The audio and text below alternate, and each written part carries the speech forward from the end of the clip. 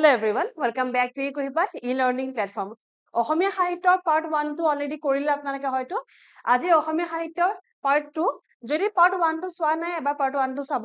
এখন সিনেমাৰ দৰে যদি নেকি part 1 2 3 কে যাব আৰু part 1 আৰু 2 নোচোৱাকে 3 বুজি নাপাব ঠিক তেনেকৈ part 1 নোচোৱাকে part 2 তোমালোকৰ কনফিউজন হ'ব part 1 টো অলৰেডি ৰিলিজ কৰা হৈছে part 1 টো বা চাই লব part 1 ত যি পঢ়িছিলো আমি সেই ষ্টাডি খিনিৰ ওপৰত সেই পঢ়াখিনিৰ ওপৰত আজি আমি অলপমান এমসিকিউ সলভ কৰিম ওকে সো আপোনালোকো পজ কৰি পাইলে আনসাৰটো কমেন্টছত লিখিব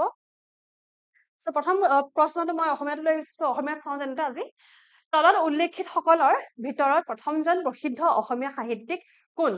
সো এই চাৰিজনৰ ভিতৰত প্ৰথমজন প্ৰসিদ্ধ অসমীয়া সাহিত্যিক কোন আছিলে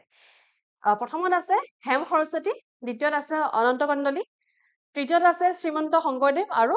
4 নম্বৰ আছে বকুল কায়স্থ শ্ৰীমন্ত শংকৰদেৱ নহয় আমি গম পাওঁ কাৰণ প্ৰথম যোনজন আমাৰ অসমীয়া সাহিত্যিক আছিলে তেখেত প্ৰাক বৈষ্ণৱ সময়ৰ আছিলে প্ৰি বৈষ্ণৱ era বা প্ৰাক বৈষ্ণৱ সময়ত ৰাইট প্ৰি বৈষ্ণৱ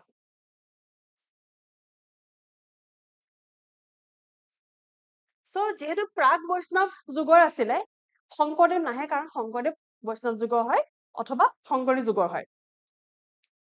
অনন্ত কণ্ডলী বিষয়ে মই বৰ্তমানলৈকে ক্লাছ 1ত পাৰ্ট 1ত মই একো পঢ়োৱা নাই নামটো নিশ্চয় আপোনালোকে এতিয়ালৈকে শুনা নাই যদি আগতে বেলেগকে পঢ়িছে তেন্তে বেলেগ কথা কিন্তু পাৰ্ট 1ত আমি ডিসকাস কৰা নাই ঠিক আছে তেওঁ নাহে বকুল কায়স্থৰ বিষয়ে কৈছিলো কিন্তু বকুল কায়স্থৰ বিষয়ে কোৱাৰ আগতে আমি চাইছিলো বা হেম সৰস্বতী সো প্ৰথম যোনজন এই চাৰিজনৰ ভিতৰত প্ৰথম যোনজন প্ৰসিদ্ধ অসমীয়া সাহিত্যিক বুলি যদি সোধা হয় তেন্তে আনসাৰ হ'ব Hem Saraswati will be correct answer এফালেও হেম সৰস্বতী শুদ্ধ উত্তৰ হ'ব হেম সৰস্বতীয়ে প্ৰাক বৈষ্ণৱ যুগৰ হয় প্ৰি বৈষ্ণৱ এৰাৰ হয় আৰু তেখেতে কি লিখিছিলে তেখেতে লিখিছিলে প্ৰহ্লাদ চৰিত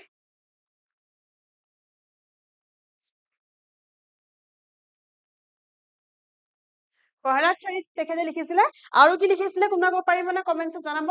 যদি জানে যে প্ৰহ্লাদ চৰিত কি লিখিছিলে দ্বিতীয়খন আছে হৰগৰি সম্বাদ প্ৰহ্লাদ চৰিত আৰু হৰগৰি সম্বাদ এই দুইখন হেম সৰস্বতীয়ে লিখিছে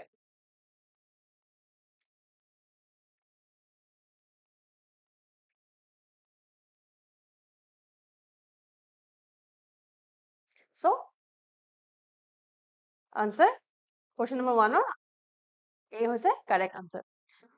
Question number 2 প্ৰশ্ন সুধিছে শ্ৰীমন্ত শংকৰদেৱে কাক অপ্ৰমাদী কবি উপাধি প্ৰদান কৰিছিল সো অপ্ৰমাদী কবি উপাধি এই পাৰ্টিকুলাৰ যোনটো এপিথেট ইংৰাজীত আমি এপিথেট বুলি কওঁ নহলে উপাধি এই উপাধি কোনজন কবিক কোনজন লেখকক এই অপ্ৰমাদী কবি টাইটেলটো বা উপাধিটো শ্ৰীমন্ত শংকৰদেৱে প্ৰদান কৰিছিল এক নম্বৰ আছে ৰুদ্ৰ কণ্ডলী তাৰ পাছত আছে মাধৱ কণ্ডলী তাৰ পাছত আছে হেম সৰস্বতী আৰু হৰিহৰ বিপ্ৰ ইয়াৰ ভিতৰতে আনসাৰ কি হ'ব ইয়াৰ পিছত আনসাৰ হয় মাধৱ কণ্ডলী ট্ৰান্সলেট কৰা ৰামায়ণৰ কোনটো পাৰ্ট আছিলে সপ্তকণ্ডী ৰামায়ণ দেখেন বা সপ্তকণ্ড ৰামায়ণ দেখেন ট্ৰান্সলেট কৰিছিলে অসমীয়ালে আৰু এই বুলি কোৱা হয়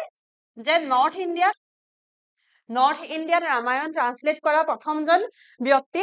মাধৱ কণ্ডলীয়ে হয় কিন্তু এটো ডিবেটেবল হয় বিকজ ইয়াক লৈ ডিবেটছ আছে কিছু সংখ্যকে কয় যে তেখেত প্ৰথম নহয় কিছু সংখ্যকে কয় যে তেখেতে প্ৰথম হয় নৰ্থ ইণ্ডিয়াত যোনে ৰামায়ণ ৰিজনেল ল্যাঙ্গুৱেজত ট্ৰান্সলেট কৰিছে প্ৰথমবাৰৰ কাৰণে মাধৱ কণ্ডলী লিখা আৰু এখন এটা ৱৰ্ক আছে আৰু এখন ধৰক কিতাপ আছে যোনখনৰ নাম হৈছে দেৱজিত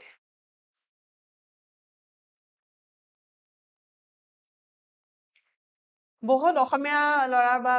ইণ্ডিয়ান বহুত লৰাৰ নাম থাকে দেৱজিত কিতাপখনো লিখিছে মাধৱ কণ্ডলীয়ে ঠিক আছে সো মাধৱ কণ্ডলী অপ্ৰমাদী কবি টাইটেলটো শ্ৰীমন্ত শংকৰদেৱে দিছিলে ৰাইট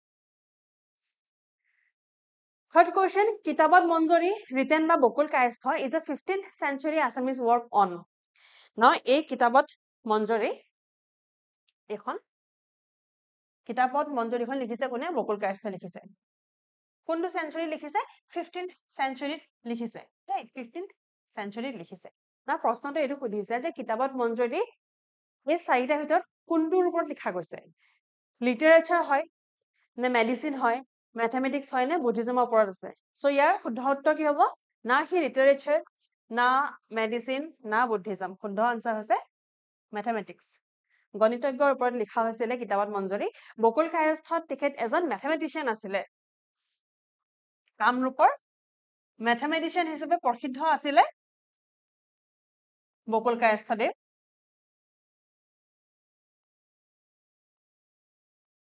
ওকে সো ইয়াতে মই আৰু এটা প্ৰশ্ন দিছো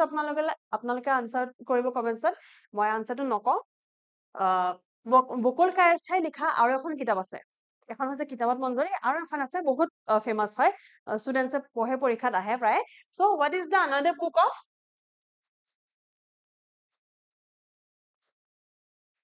what is the other book Bakul কায়স্থৰ অন্য আৰু এখন কিতাপ আছে কিতাপখনৰ নামটো কি হয় আপোনালোকে মোক কমেন্টছত জনাব যে বকুল কায়স্থই আমুকখন কিতাপ লিখিছিলে কিতাপত মঞ্জৰী নহয় এখন নজনাব আকৌ এখন প্ৰশ্নটোতে আছে ঠিক আছে বেলেগ এখন আছে fourth question Charyapada or Saryagit deals with which form of Buddhism Charyapada অথবা Saryagit বুদ্ধিজমৰ কোনটো ফৰ্মৰ লগত ডিল কৰে সো বুদ্ধিজমৰ কেইবাটাও ফৰ্ম আছে এটাকে নহয় চাৰিটা পাঁচটা বহুতখিনি ফৰ্ম আছে ঠিক আছে তাৰ ভিতৰতে হিনায়ন এটা ফৰ্ম হয়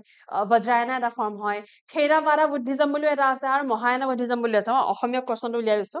বহুত সংখ্যক স্মাৰ্ট ষ্টুডেন্টছে অসমীয়াত অসুবিধা হয় সো বুদ্ধিজমৰ আমি ভাগ চাই আছিলো না বুদ্ধিজমৰ আমি শাখা চাই আছিলো হিনায়ন এইটো হিনায়ন হয় হিনায়ন ইয় লাগিব দেই ইয়াতো ইয় হয় জ হৈ আছে মহায়ান ওকে হিনায়ন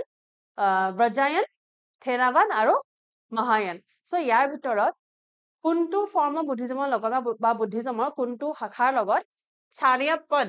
অথবা চাৰিয়াগীত বা চাৰিয়াগীতিকোচ বুলি কয় হয় না চাৰিয়াপদ বা চাৰিয়াগীতক কি বুলি কোৱা হয় earliest form of written literature লিখিত সাহিত্যৰ যোনটো প্ৰথম আমি এক্সাম্পল পাওঁ প্ৰথম আমি নাম পাইছো যে লিখিত সাহিত্য বুলি ক'লে প্ৰথমতে অসমীয়াত কোন হয় কি হয় সেইটো হৈছে চাৰিয়াপদ ঠিক আছে আৰ্লিয়েষ্ট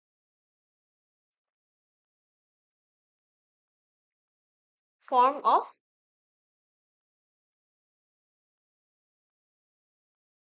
written literature আমি যোৱাটো ক্লাছত চাইছিলো ৰিভিজন কৰাই দিছো যে earliest form of written literature হয় চাৰিয়াপদ অথবা চাৰিয়াগীতিকোচ বুলি কয় চাৰিয়াগীত বুলিও কয় ঠিক আছে তাৰ প্ৰশ্নটো সুধিছে যে চাৰিয়াপদ চাৰিয়াগীতিকোচ তলৰ কোনটো ফৰ্ম অফ বুদ্ধিজমৰ লগত ডিল কৰে ইয়াৰ আনসাৰ হৈছে বজ্ৰায়না বজ্ৰায়ন ঠিক আছে বজ্ৰায়নৰ লগত ডিল কৰে আৰু বজ্ৰায়নত কি আছে আচলতে বুদ্ধিজমৰ এই পাৰ্টিকুলাৰ শাখাটোত কি বিষয় ডিসকাস কৰা হয় কি বিষয় লিখা আছে গম পাইনে বজ্ৰায়ন বুদ্ধিজম বজ্ৰায়নত লিখা আছে এবাউট তন্ত্ৰ মন্ত্ৰ বিষয় আছে তান্ত্ৰিক যোনবিলাক ৰিচুৱেলছ আছে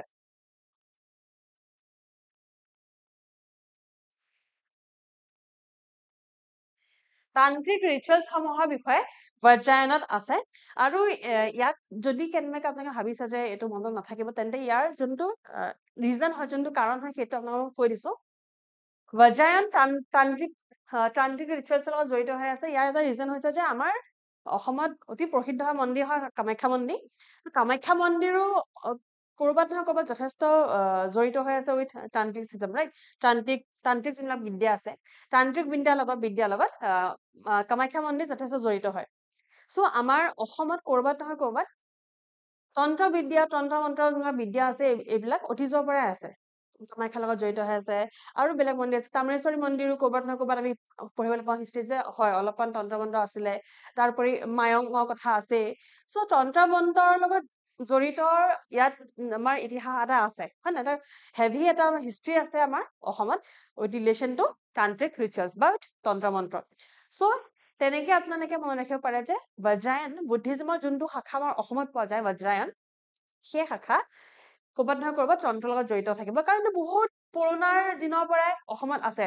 বজ্ৰায়ন বুদ্ধিজম বহুত পুৰণা দিনৰ পৰা আছিলে কেনেকৈ গম পোৱা যে বহুত পুৰণা দিনৰ পৰা আছে কাৰণ যোনটো earliest form of written literature হয় যোনটো লিখিত সাহিত্যৰ একদম সবচে পুৰণা যোনটো আমি পাইছো হিষ্ট্ৰীত পাইছো বা যোনসকল হিষ্টৰিয়ানছ আছে তেওঁলোকে ধৰা পেলাইছে যে এইটোৱে চবতছে আৰ্লিয়েষ্ট ফৰ্ম হয় লিখিত সাহিত্যৰ চাৰিয়া গীত বা চাৰিয়া গীতি কোচ যদি সেই চাৰিয়া গীতি কোচত কি লিখা আছে যদি সোধা হয় তেন্তে বজ্ৰায়ন ট্ৰেডিশ্যন বজ্ৰায়ন বুদ্ধিজমৰ বিষয়ে লিখা আছে যদি একেবাৰে পুৰণা সাহিত্যত বজ্ৰায়ন বুদ্ধিজম বিষয়ে লিখা আছে তাৰ মানে তন্ত্ৰ সাহিত্য যথেষ্ট পুৰণা হয় আৰু বহুত আগৰ পৰাই আমাৰ অসমত চলিত আছে বজ্ৰায়ন বুদ্ধিজম অসমলৈ যোনে আনিছিলে তেখেতৰ নামটো হৈছে পদ্মসম্ভৱা পদ্মসম্ভৱা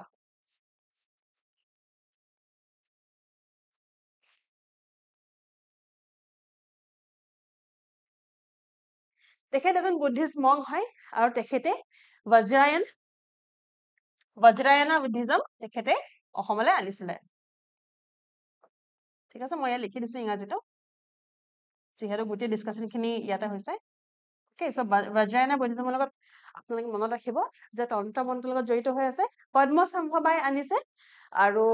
earliest form of written literature মানে লিখিত সাহিত্য যোনটো আছে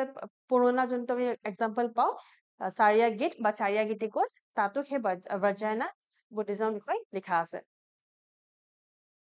so আজি 5 নম্বৰ কোৱেশ্চন এটা শেষ কোৱেশ্চন হয় ৰুদ্ৰকণ্ডলী was under the patronage of which king অথবা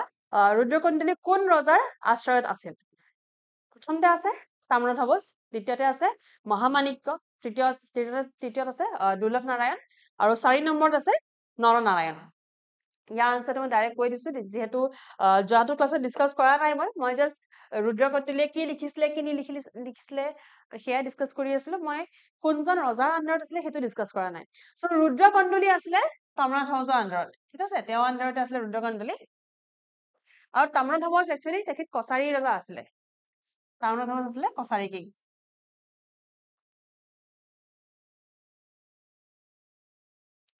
আৰু ৰুদ্ৰকণ্ডলীয়ে কি লিখিছিলে ৰুদ্ৰকণ্ডলী বিখ্যাত আছিলে কিয়নো তেখেতে মহাভাৰতৰ দ্ৰোণ পৰ্ব ট্ৰান্সলেট কৰিছিলে হয় নে মহাভাৰতৰ যোনটো দ্ৰোণ পৰ্ব য'ত নেকি দ্ৰোণাচাৰ্যৰ বিষয়ে আছে সেই কথাখিনি আছে সো মহাভাৰতৰ দ্ৰোণ পৰ্ব তেখেতে ট্ৰান্সলেট কৰিছিলে আৰু ৰুদ্ৰকণ্ডলী আছিলে তাম্ৰধ্বজৰ আশ্ৰয়ত আছিলে আৰু তাম্ৰধ্বজ আছিলে কছাৰী কিং তেখেতৰ যোনখন কিংডম আছিলে ডিমা হাছাও এৰিয়াত আছিলে আৰু কেপিটেল আছিলে মাইবং ডিমা হাছাও যোন আজি সময়ত যোনখন ডিমা হাছাও ডিস্ট্ৰিক্ট আছে সেই জেগাতে আগতে তাম্ৰধ্বজৰ ৰাজত্ব আছিলে ইয়াত আমি এইখিনিও চাই লওঁ যে মহামান্যকা আন্ডাৰত কোন আছিলে মহামান্যকা এজন বৰাহী ৰজা আছিলে বৰাহী কিংডমৰ ৰজা আছিলে বৰাহী কিং আৰু মহামান্যকৰ আন্ডাৰত মহামান্যকৰ পেট্ৰনিজ বা আশ্ৰয়ত কোনজন লেখক আছিলে গম পাইনে নামটো একেই অলপমান কিন্তু ৰুদ্ৰ নহয় মাধৱ কণ্ডলী আছিলে আমি এইমাত্ৰ চাই আহিছিলো মাধৱ কণ্ডলী হয় নাই অপৰমান্তি কবি মাধৱ কণ্ডলী সেই মাধৱ কণ্ডলী মহামান্যকৰ ৰজাৰ পেট্ৰনিজত আছিলে তৃতীয়তে আহে দুৰ্লভ নাৰায়ণৰ আন্ডাৰত হেম সৰস্বতী আছিলে তাৰপা আহে নৰনাৰায়ণৰ সময়ত আমাৰ শংকৰদেৱন আছিলে হয় নাই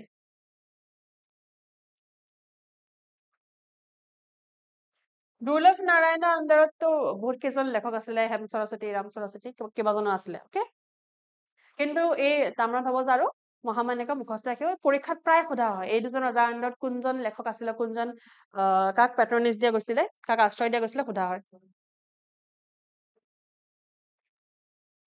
Now coming to the class, আজি question answer discussion অলপ সময় গুচি গ'ল now আমি ক্লাছটো আগবঢ়া আমি এতিয়াও প্ৰি বৈষ্ণৱ এৰাতে আছো প্ৰাক বৈষ্ণৱ যুগতে আছো আমি হেম সৰস্বতীৰ বিষয়ে অলপমান এতিয়া বিতংকে চাম He was amongst the earliest known Assamese writers. তো আমি প্ৰশ্নটো সুধিছিলে প্ৰথম প্ৰশ্নটো আজি ক্লাছত কি আছিলে আজি ক্লাছৰ প্ৰথম প্ৰশ্নটো সোধা গৈছিলে যে প্ৰথমজন প্ৰসিদ্ধ অসমীয়া সাহিত্যিক কোন হয় হে হেম সৰস্বতী ৰাইট তেখেতৰ বিষয়ে আজি আমি ষ্টাৰ্ট কৰিম আমাৰ ক্লাছত তেখেতে লিখা যোনখন কবিতা আছিলে সেইটো হৈছিলে প্ৰহ্লাদ চৰিত the earliest known poetic work in Assamese language মানে অসমীয়া ভাষাত লিখা প্ৰথমখন কাব্যিক যোনটো লিখা আছে সেইটো হৈছে প্ৰহ্লাদ চৰিত তাৰোপৰি তেখেতে লিখিছিলে হৰগৰী সম্বাদ হৰগৌৰী সম্বাদ তেখেতে লিখিছিলে আৰু হৰগৌৰী সম্বাদ যোনখন কিতাপ তেখেতে লিখিছে সেইখন বেছ হৈ আছে সেইখনৰ যোনটো অৰিজিনেল ভাৰ্জন আছে সেই অৰিজিনেল ভাৰ্জনটো হৈছে কালিদাসৰ কুমাৰ সম্ভৱা কালিদাসৰ কুমাৰ সম্ভৱাৰ তেখেতে ট্ৰান্সলেচন কৰিছে হেম সৰস্বতী আৰু সেইখন ট্ৰান্সলেট কৰি নাম দিছে হৰগৌৰী সম্বাদ ঠিক আছে সো সেই কুমাৰ সম্ভৱাৰে এটা ভাৰ্জন তেখেতে ট্ৰান্সলেট কৰি হৰগৌৰী সম্বাদ লিখিছে তাৰোপৰি যোনখন প্ৰহ্লাদ চৰিত আছে প্ৰহ্লাদ চৰিতখন বেছ হৈ আছে বায়ু পুৰাণৰ ওপৰত আমাৰ কেইবাখনো পুৰাণ আছে গম পাই সকলোৱে যোনখন বায়ু পুৰাণ আছে বায়ু পুৰাণৰ ওপৰত প্ৰহ্লাদ চৰিত বেছ হৈ আছে পুৰাণখিনি আই থিংক গম পাই পুৰাণ মই পঢ়োৱা নাই ক্লাছত কিন্তু যদি গম নাপায় তেন্তে অহা ক্লাছত মই ভাবিছো প্ৰশ্ন কেইটামান লৈ আহিম পুৰাণৰ ওপৰত প্ৰশ্ন আহে সাধাৰণতে আমাৰ পুৰাণ কি আছে তেখেত আছিলে দুৰ্লভ নাৰায়ণ ৰজাৰ কোৰ্টত তেখেত আছিলে মই কৈছিলো প্ৰশ্নটো চাওঁতে সো হেম সৰস্বতীৰ বিষয়ে এইখিনি মুখস্থ ৰাখিলে হ'ল যে প্ৰহ্লাদ চৰিত লিখিছে তেখেতে আৰু প্ৰহ্লাদ চৰিত বায়ু পুৰাণৰ ওপৰত ভিত্তি কৰি লিখা হৈছে দ্বিতীয়তে তেখেতে লিখিছে হৰগৌৰী সম্বাদ কালিদাসৰ কুমাৰ সম্ভৱাৰ এটা ভাৰ্জন হয় যোনখন তেখেতে ট্ৰান্সলেট কৰিছে আৰু তেখেত কোনজন ৰজাৰ আশ্ৰয়ত আছিলে দুৰ্লভ নাৰায়ণ ৰজাৰ আশ্ৰয়ত তেখেত আছিলে নেক্সট কবিৰত্ন সৰস্বতী আছিলে ৰজা ইন্দ্ৰ নাৰায়ণৰ আশ্ৰয়ত ইন্দ্ৰ নাৰায়ণ দুৰ্লভ নাৰায়ণৰ সাকচেছৰ হয় দৰঙৰ ৰজা আছিলে Kaviratna Saraswati narrates the story of Jayadratha both in the form of poetry in the Drona Parva of Mahabharat এই দ্ৰোণা পৰ্ব যোনখন নেকি দ্ৰোণা পৰ্বখন লিখিছিলে ৰুদ্ৰকণ্ডলী হয় নাই অসমীয়াত আৰু এই দ্ৰোণা পৰ্বৰ ভিতৰৰ এটা কাহিনী যোনটো কবিৰত্ন সৰস্বতীয়ে কবিতাৰ দৰে লিখিছিলে সেইটো হৈছিলে জয়াদ্ৰথাৰ বধ জয়াদ্ৰথা কোনে বধ কৰিছিলে Can anyone say জয়াদ্ৰথা কোনে বধ কৰিছিলে এতিয়াতো লাইভ ক্লাছ নহয় ৰেকৰ্ডেড ক্লাছ হয় তো মোক কমেন্টত জনাব যে হু কিল জয়াদ্ৰথা বহুত ফেমাস হয় মহাভাৰতৰ এজন একদম বিশিষ্ট ক্যাৰেক্টাৰ হয় হু কিল জয়াদ্ৰথা ঠিক আছে এইটো জনাব আপোনালোকে নেক্সট আমি এতিয়া যোনটো বৈষ্ণৱ যুগ আছে বৈষ্ণৱ যুগ আৰম্ভ কৰিম বৈষ্ণৱ যুগৰ ইম্পৰ্টেন্সটো মই চমুকে বুজাব খুজিম আমি যদি আমাৰ অসমীয়া সাহিত্যৰ ভাগ চাবলৈ যাওঁ যোনখিনি ভাগ চাইছিলো আমি ক্লাছ 1ত তাত মন কৰিছে যে ভাগখিনি কেনেকে আছে প্ৰি বৈষ্ণৱ পোষ্ট বৈষ্ণৱ মানে বৈষ্ণৱ যুগটো বা যোনটো শংকৰী যুগ বুলিও কয় শংকৰী যুগ বুলি কিয় আমি চাম শংকৰী যুগ বুলিও কয় বৈষ্ণৱ যুগটো সো এই বৈষ্ণৱ যুগটি মানে গুৰুত্বপূৰ্ণ যে ই আগৰ সময়খিনি সেই নামটোৰ লগত জড়িত হৈ আছে প্ৰাক বৈষ্ণৱ বুলি হৈ আছে আৰু ইয়াৰ পাছৰ সময়খিনি পোষ্ট বৈষ্ণৱ বুলি আছে বুজিছে সো ইমানখিনি বেছি গুৰুত্বপূৰ্ণ হয় আৰু গুৰুত্বপূৰ্ণ হোৱা আচল কাৰণটো হৈছে শ্ৰীমন্ত শংকৰদেৱ এই বৈষ্ণৱ যুগ আছিলে তেখেতে বৈষ্ণৱিজম বা বৈষ্ণৱ ধৰ্ম আমাৰ অসমলৈ আনিছিলে আৰু সেই কাৰণে এই বৈষ্ণৱ যুগ বহুত গুৰুত্বপূৰ্ণ হয় যিহেতু আমাৰ অসমীয়াসকলৰ গুৰু হয় শংকৰদেৱ সো বৈষ্ণৱ যুগ সেই কাৰণে শংকৰী যুগ বুলি কয় কিয়নো এইটো সময়তে শ্ৰীমন্ত শংকৰদেৱ আছিলে আৰু তেখেত গুৰু আছিলে সেই সময়ত সকলো যিমানখিনি লেখক লেখিকা আছিলে সেইটো সময় মাধৱদেৱ সকলোৰে তেখেত গুৰু আছিলে হয় নাই সো সেই কাৰণে শংকৰী যুগ বুলিও কয় বৈষ্ণৱ যুগটো বা বৈষ্ণৱাইট পিৰিয়ড আৰু এইটো বৈষ্ণৱাইট পিৰিয়ড বা বৈষ্ণৱ যুগটো কোনটো সময়ৰ ভিতৰত পৰে 15th to 16th century 15th to 17th century 15 পৰা 17 শতাব্দলৈকে মাজৰ সময়খিনি হৈছে বৈষ্ণৱ যুগ তো বৈষ্ণৱ যুগৰ যোনসকল লেখক আছে তাত একেবাৰে প্ৰসিদ্ধ হ'ব ডেফিনেটলি শ্ৰীমন্ত শংকৰদেৱৰ যোনখিনি লেখা আছে সেই লেখাখিনি আমি এতিয়া চাম আৰু আজি মই আপোনালোকক কিছুমান ট্ৰিক্স দিম এইখিনি মুখস্থ ৰাখিবলৈ এইখিনি কোৱাৰ আগতে মই এইটো ক'ব খুজিছো যে ইয়াত এখন নাট লিখা হোৱা নাই মোক ষ্টুডেণ্টছে পঢ়ালে সোধে যে মেম সেই পাৰ্টিকুলাৰ নাটখন লিখা কিয় নাই যোনখন হৈছে শ্ৰীমন্ত শংকৰদেৱৰ প্ৰথম নাট যদি সোধা হয় শ্ৰীমন্ত শংকৰদেৱৰ প্ৰথম নাট কোনখন হয় সেইখন হৈছে চিহ্ন যাত্ৰা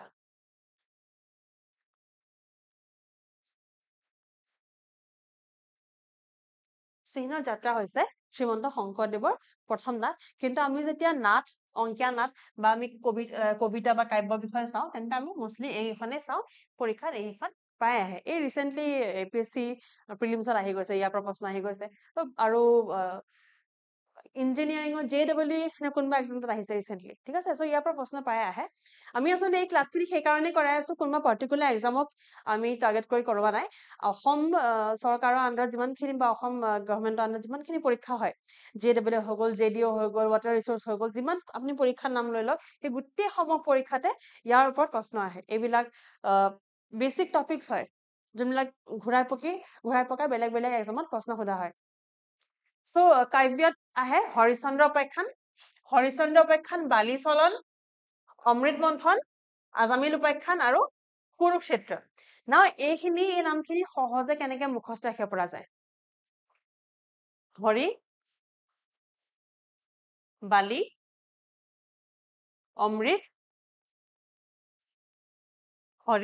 অমৃত আজামিল কুৰু ঠিক আছে হৰি বালি অমৃত আজামিল আৰু কুৰু অলপ তললৈ লিখিলো মই বেলেগ অলপ ওপৰত লিখি দিওঁ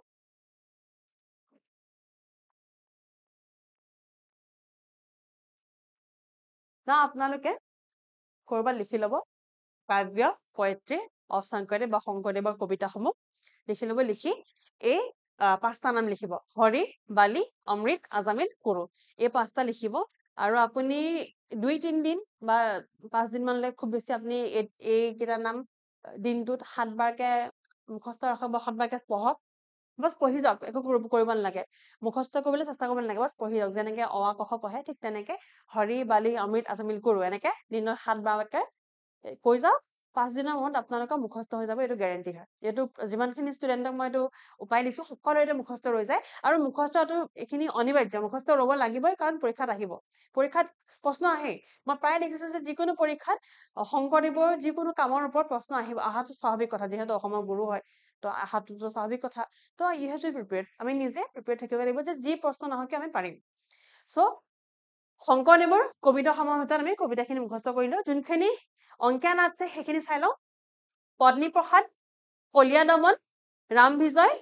পাৰিজাত হৰণ কেলিগোপাল ৰুক্মিণী হৰণ এই অংকীয়া নাটসমূহ মুখস্থ ৰখাৰো দুটা উপায় আছে এটা হৈছে PKR PKR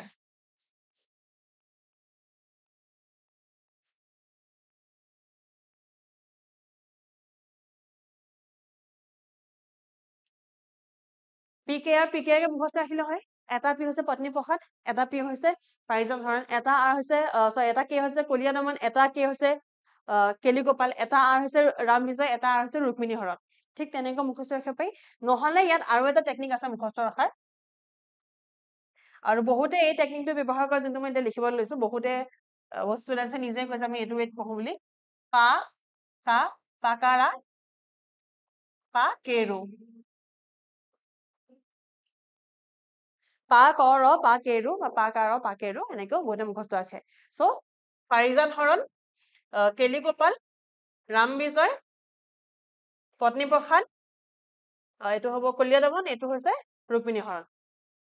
চ' এইটো মুখস্থ ৰাখিব পাৰে ইজি হয় টান নহয় এইখিনি আপোনালোকে 7 দিনলৈ বা 5 দিনলৈ আপোনালোকে ডেইলি চাওক এই পাৰ্টিকুলাৰ শ্লাইডখন লাগিলে স্ক্ৰীনশ্বট লৈ লওক যিহেতু ক্লাছটো পজ কৰি স্ক্ৰীনশ্বট ল'ব পাৰে তো স্ক্ৰীনশ্বট লৈ লওক আৰু 7 দিনলৈ ডেইলি চাই যাওক 7 দিনলৈ ডেইলি 5 বাৰ বা 3 বাৰ 4 বাৰ যিমান বাৰ পাৰে যিমান বেছি পাৰে সিমান চাওক 5 দিনৰ মূৰত মুখস্থ কৰাটো স্বাভাৱিক এইখিনি ৰৈ যাব আৰু এইখিনিও কষ্ট কৰিলে ৰৈ যাব ঠিক আছে মই PKR কে মুখস্থ ৰাখোঁ মোৰ তেনেকে সুবিধা হয় যেনেকে আপোনালোকৰ সুবিধা হয় ঠিক তেনেকে মুখস্থ ৰাখক যদি এইটো হয় তেন্তে PKR যদি এইটো মুখস্থ ৰাখে তেন্তে পা কা ৰা পা কেৰু ঠিক আছে গীত কি তেখেতে লিখিছিলে বৰগীতটো আহিবই ভটিমা লিখিছিলে চিপয় আৰু টুটয় ভটিমা বৰগীত এইখিনিও সহজ হয় গীত কি লিখিছিলে বৰগীত টুটয় চিপয় আৰু ভটিমা ট্ৰান্সলেশ্যন তেখেতে ভাগৱতখন ট্ৰান্সলেশ্যন কৰিছিলে ভাগৱতৰ প্ৰথম খণ্ড দ্বিতীয় খণ্ড 7 নম্বৰ খণ্ড 8 খণ্ড 9 খণ্ড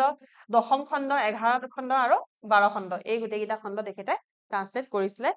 হলেও মাজতে অলপমান ডিবেট আছে নাইকিয়া নহয় আচলতে এই কথাখিনি ইমানেই পুৰণা হয় যে ইয়াক লৈ ডাঠিক ক'ৰ পৰা এভিডেন্স মাজত বহুত ক্ষেত্ৰত নাই মানে চ' এইটো কোৱা হয় যে ভাগৱতৰ 10ম খণ্ডটো আনন্দ কন্দলি ট্ৰান্সলেট কৰিছিলে চ' তাক লৈ অলপমান কনফিউজন অকমান ডিবেটছ আছে যি কি নহওক আমি মুখস্থ ৰাখিম যে তেখেতে ভাগৱতৰ প্ৰথম দ্বিতীয় প্ৰথম দ্বিতীয় সপ্তম 8 নম্বৰ 9 নম্বৰ 10 নম্বৰ 11 আৰু 12 নম্বৰ ট্ৰান্সলেট কৰিছে ভক্তি তত্ত্ব তেখেতে ভক্তি তত্ত্ব চাৰিখন লিখা হৈছে ভক্তিৰ ওপৰত ভক্তি প্ৰদীপ ভক্তি ৰত্নাকৰ নিমিনমাখিত সম্বাদ আনন্দী পতন ঠিক আছে ভক্তি প্ৰদীপ ভক্তি ৰত্নাকৰ নিমিনমাখিত সম্বাদ আৰু আনন্দী পতন এইখিনি সহজ হয় এইখিনি যোনে সৰুতে ককা আইতা সাধু শুনিছিলে এইখিনি ইজিলি মুখস্থ ৰাখিব পাৰিব নাম প্ৰসংগত আহে কীৰ্তন আৰু গুণমালা নামত আহে কীৰ্তন গুণমালাখন লিখিবলৈ তেখেতক ৰিকুৱেষ্ট কৰিছিলে কোচ ৰজা নৰনাৰায়ণে নৰনাৰায়ণ ৰজাৰ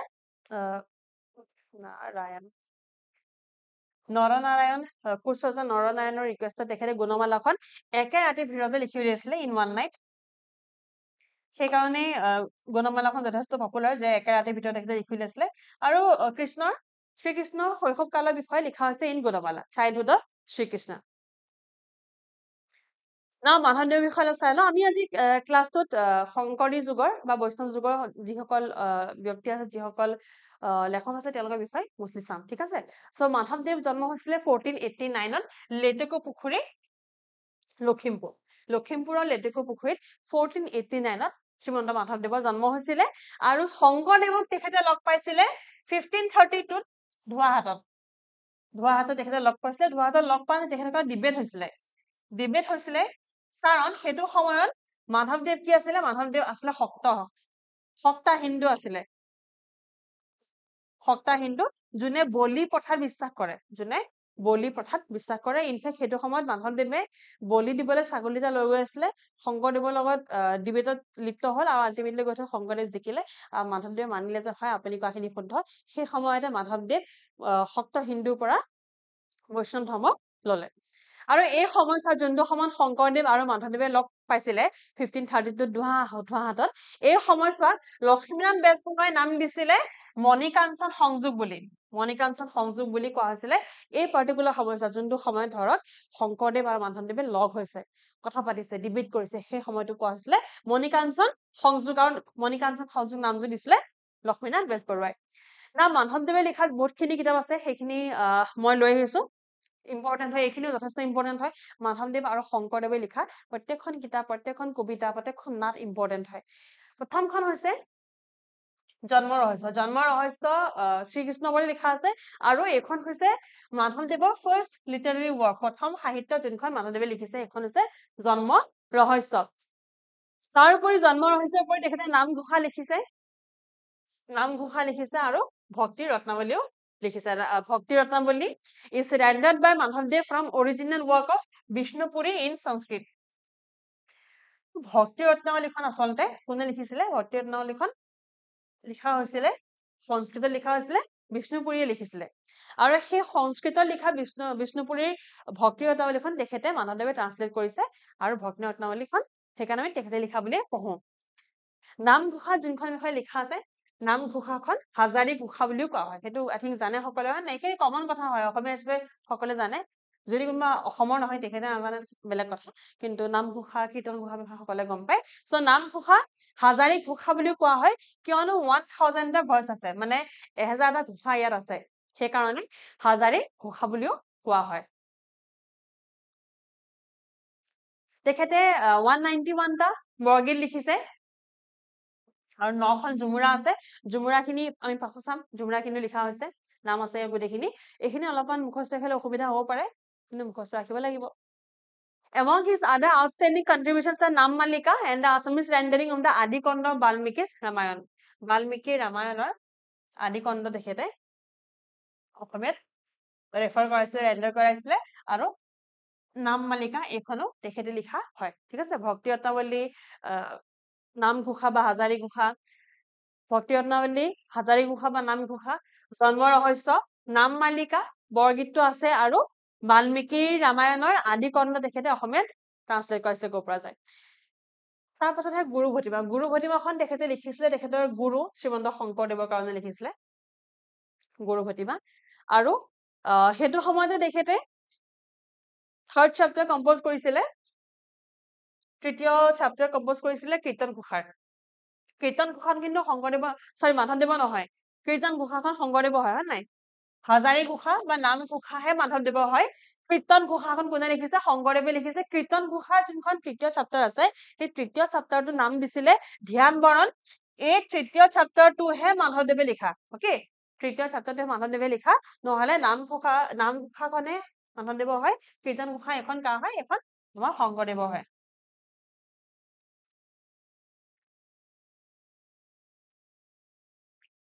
ঠিক আছে,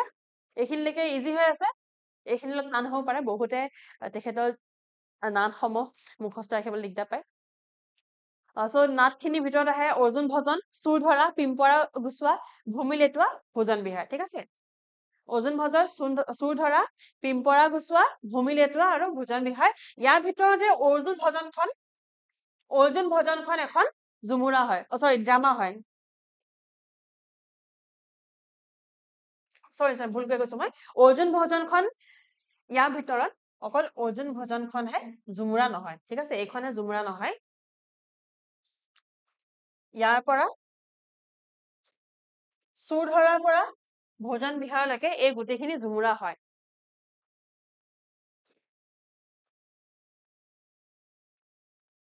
ঝুমুৰা হয়। আপোনালোকে যদি গুগলত চাৰ্চ কৰিব যায় যে ঝুমুৰাছ অফ মাধৱদেৱ বা মাধৱদেৱৰ ঝুমুৰাসমূহ, তেতিয়া আপোনালোকে কৰবাত হয়তো অৰ্জুন ভজনখন ঝুমুৰা বুলিও পাব পাৰে, কিন্তু অৰ্জুন ভজনখন অৰিজিনেলি ঝুমুৰা নহয়। ঠিক আছে, এখন নাট হয়। আৰু চুৰ ধৰা, পিম্পৰা গুচোৱা, ভূমি লেটোৱা আৰু ভোজন বিহাৰ, এই চাৰিখন, চুৰ ধৰা, পিম্পৰা গুচোৱা, ভূমি লেটোৱা, ভোজন বিহাৰ, এই চাৰিখন কি হয়? ঝুমুৰা হয়। কৰবাত আপোনালোকে বেলেগ বেলেগ পেজত বেলেগ বেলেগ ইনফৰমেশ্যন পাব। এই ইনফৰমেশ্যনটো আমি যোনখিনি এক্সামছ গৈছে সেই এক্সামৰ ভিত্তিতে কৈছো, যে এক্সামত আমাৰ অসম চৰকাৰৰ যেতিয়া আনচাৰ উলিয়াই, আনচাৰ কিউ দিয়ে, সেই আনচাৰ কিউ বেচিছত আমি এইটো কথা কৈছো যে অৰ্জুন ভজন এখন ঝুমুৰাৰ ভিতৰত নপৰে। except Arjun Bhajan, his other dramas are called ঝুমুৰাছ। বৰগীত আৰু ভটিমা। শংকৰদেৱৰ কি আছিলে? গীত। শংকৰদেৱৰ বৰগীত আছিলে, ভটিমা আছিলে, আৰু কি আছিলে? টুটুৱাই আৰু চিপৰাই আছিলে। আৰু মাধৱদেৱৰ সংগীত আৰু ভটিমা আছে। নেক্সট, অনন্ত কণ্ডলী। অনন্ত কণ্ডলীৰ বিষয়ে আমি চাইছিলো প্ৰশ্ন এটাত। অনন্ত কণ্ডলীৰ আচল নামটো আছিলে হৰিচৰণ। আচ্ছা, ছেকেণ্ড আৰু দ্বিতীয় আৰু দশম যোনটো খণ্ড আছে ভগৱত গীতা বা ভাগৱতৰ, সেইখন তেখেতে ট্ৰান্সলেট কৰা বুলি কোৱা হয়। আৰু আমি এইটো পঢ়িছিলো যে শংকৰদেৱেও দ্বিতীয় আৰু দশম খণ্ড ট্ৰান্সলেট কৰিছিলে ভাগৱতৰ, ৰাইট? ইয়াক লৈ ডিবেট এগেইন আছে। যেনেকে মই কৈছিলো, বহুত পুৰণা এইবিলাক ইতিহাস হয়, স্পেচিফিক ইনফৰমেশ্যন পতককে পোৱা নাযায়। তেখেতে লিখা, অনন্ত কণ্ডলীয়ে লিখা বহুতখিনি কিতাপ আছে। তাৰ ভিতৰত আছে ৰামায়ণ আছে, মহিৰাৱণৰ বধ আছে, হৰহৰি যুদ্ধ আছে, বৃত্ৰাসুৰা বধ আছে, কুমাৰ হৰণ আছে, সহস্ৰ নামক বৃত্তান্ত আছে, সীতাৰ পাতাল প্ৰৱেশ, আৰু ভাগৱতৰ দ্বিতীয় আৰু দশম খণ্ড ট্ৰান্সলেশ্যন কৰা হৈছে। এই যোনখন হৰহৰি যুদ্ধ, এই হৰহৰি যুদ্ধ এইখন জড়িত হৈ আছে বনসুৰৰ লগত।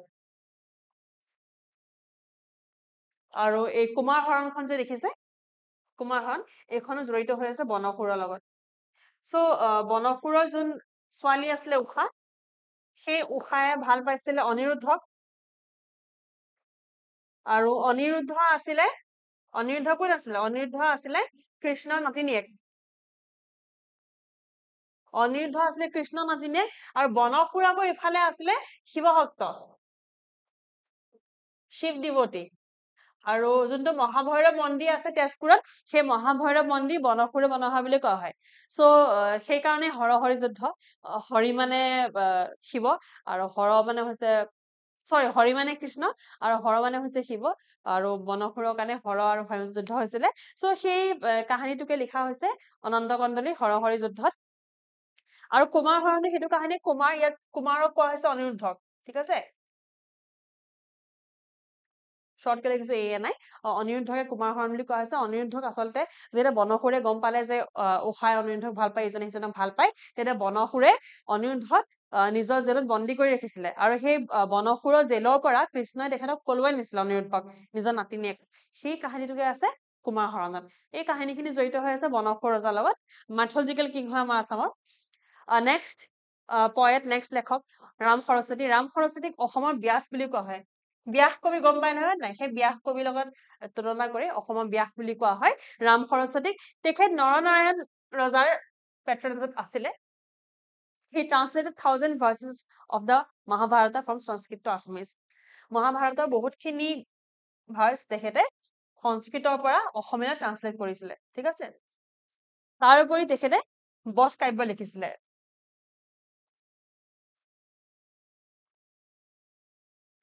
ভট্টদেৱক ভগৱত ভট্টাচাৰ্য বুলি কোৱা হয় এইটো প্ৰশ্ন পৰীক্ষাত সোধা গৈছে যে ভট্ট কাক এইটো সোধে যে ভগৱত ভট্টাচাৰ্য বুলি কাক কোৱা হয় অথবা এইটো সোধে যে ভট্টদেৱক কি বুলি জনা যায় সাধাৰণতে এইটোৱে সোধে যে ভগৱত ভট্টাচাৰ্য বুলি কাক কোৱা হয় সো ভগৱত ভট্টাচাৰ্য বুলি ক'লে মানুহে সাধাৰণতে অনন্ত কণ্ডলী মাৰে কাৰণ ভাগৱতখন ট্ৰান্সলেট কৰিছে আনন্দ কণ্ডলীৰ কথাও আহে আৰু শংকৰদেৱৰ কথা আহে হয় যদি সোধা হয় যে ভাগৱত কোনে ট্ৰান্সলেট কৰিছে অসমীয়ালৈ তেন্তে সকলোৱে এইটোৱে পঢ়িছে যে শংকৰদেৱে কৰিছে আৰু অনন্ত কণ্ডলীয়ে কৰিছে এতিয়া যেতিয়া প্ৰশ্নটো আহে যে who is known as Bhagawat Bhattacharya who is known as Bhagawat Bhattacharya তেতিয়া ষ্টুডেণ্টে ABCD বেলেগ বেলেগ অপচন থাকে আনন্দ কণ্ডলী থাকে আনন্দ কণ্ডলী টিক মাৰি গুচি আহে আৰু কথাটো এইটো যে অনন্ত কণ্ডলী তাত আনসাৰ শুদ্ধ নহয় কাৰণ ভাগৱত ভট্টাচাৰ্য বুলি জনা যায় ভট্টদেৱক ঠিক আছে Bhattadev is known as Bhagawat Bhattacharya তেখেতে লিখা কিতাপ হৈছে কথা ভাগৱত কথা গীতা এটসেট্ৰা আৰু ভাগৱত ভট্টাচাৰ্য বুলি কোৱা হয় কিয়নো তেখেতক ফাদাৰ অফ Assamese prose বুলি গম পায় ঠিক আছে he is known as the father of Assamese prose post Vaishnavism period so আজি post Vaishnavism period টো আমি শেষ কৰিম এইখিনিতে আমি শেষ কৰিম post Vaishnavism period বহুত বিশেষ একো নাই বহুত সমু কিছুমান তথ্য আছে মোষ্টলি এইটো সময়ত একো ডেভেলপ হোৱা নাই তেনেকে বহুত বিশেষ কোনো দৰকাৰী গুৰুত্বপূৰ্ণ কিতাপ লিখাও হোৱা নাই ইয়াৰ পাছত আহে modern period so in the next class আমি মডাৰ্ণ পিৰিয়ডটো চাম যোনটো বৈষ্ণৱ যুগ বা পোষ্ট বৈষ্ণৱিজমৰ যোনটো পাছৰ যুগ আছে মডাৰ্ণ পিৰিয়ড সেইখিনি চাম তাৰ আগতে পোষ্ট বৈষ্ণৱত আমি মোষ্টলি বুৰঞ্জী বিষয়ে গম পাওঁ কাৰণ এইটো সময়ত আহোমসকলৰ বহুতখিনি ইটো সিটো লিখা হৈছিলে আৰু ইটো সিটো মানে কি আহোমসকলৰ বুৰঞ্জী লিখা হৈছিলে মোষ্টলি চক্ৰপৃথি বুৰঞ্জী বেলেগ বুৰঞ্জী ৰাইট চাকৰিপৃথি বুৰঞ্জী বা চাইড পুথিছ লিখা হৈছিলে সো আহোম এৰা এইটো সময়ত আছিলে আৰু আহোম এৰাত প্ৰথমতে যোনসকল লিখা আছে লিখা সময় প্ৰথমতে টাই আহোম ভাষাত লিখা হৈছিলে টাই যোনটো টাই কাদাই বুলি কোৱা হয় টাই কাদাইৰ পৰা টাই আহোম ছেগ্ৰিগেট হৈছে টাই কাদাইটো অৰিজিনেল লেংগুৱেজ তাৰ পৰা বেলেগ বেলেগ ভাষা আহিছে আৰু তাৰে এটা হৈছে টাই আহোম সো প্ৰথম যোনসকল বুৰঞ্জী আছিলে আহোমসকলৰ সেইখিনি লিখা হৈছিলে টাই ভাষাত কিন্তু পাছলৈ অসমীয়া লিখা হ'ল ৰাইট সেইখিনি সকলে গম পায় আৰু এইটো সময়ত ৰজাসকলৰ বংশাৱলী লিখা হৈছিলে মানে বংশাৱলী মানে গম পাইছে ন কোনজন ৰজা আছিলে তেওঁৰ পুত্ৰ কোন আছিলে তেওঁ যি কোন আছিলে যি জোঁৱাই কোন আছিলে তেওঁলোকৰ পুত্ৰ কোন আছিলে সব বংশাৱলী লিখা হৈছিলে ৰাজ বংশাৱলী চাৰিত পুথি লিখা হৈছিলে হাইগিওগ্ৰাফিক টেক্সট এবাউট বৈষ্ণৱ প্ৰিচাৰ্ছ যোনসকল লোকে আমাৰ অসমত বৈষ্ণৱ ধৰ্ম প্ৰিচ কৰিছিলে লাইক শংকৰদেৱ মাধৱদেৱ তেওঁলোকৰ বিষয়ে লিখা হৈছে চাৰিত পুথিত আৰু এইটো সময়তে পয়ট্ৰি আৰু প্ৰোজ এমাৰ্জ হৈছে 17th century আৰম্ভণিৰ পৰা অলমোষ্ট পোষ্ট বৈষ্ণৱিজম আহিছে আৰু এই সময়ছোৱাত বহুত বেছি কোনো গুৰুত্বপূৰ্ণ এনেকে আমি লেখা নাপাওঁ কিছু সংখ্যক বুৰঞ্জী আছে ফেমাছটো হৈছে মই যোনটো কৈছো চাকৰিপেথী বুৰঞ্জী